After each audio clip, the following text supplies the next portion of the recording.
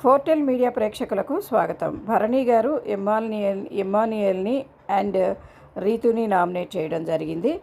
అలాగే ఎమ్మాన్యుయల్ రీతుని భరణి గారిని నామినేట్ చేశాడు.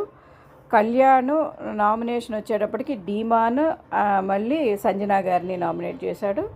డీమాన్ పవన్ వచ్చేటప్పటికి కళ్యాణ్ని రీతుని నామినేట్ చేశాడు. రీతు నామినేషన్ వచ్చి దివ్యాని సంజనాని నామినేట్ చేసింది. సంజనానేమో కళ్యాణ్ నామినేట్ చేసింది. దివ్యానేమో రీతుని నామినేట్ చేసింది. సుమన్ ఏమో కళ్యాణ్ని నామినేట్ చేశాడు. ఈ విధంగా నామినేషన్స్ అనేవి జరిగాయి.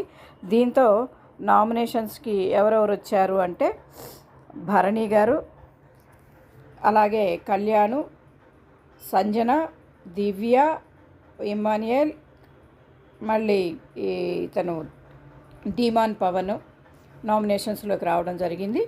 అలాగే రీతు కూడా నామినేషన్స్లోకి వచ్చింది, కానీ స్పెషల్ పవర్తో రీతుని సేవ్ చేయడం జరిగింది.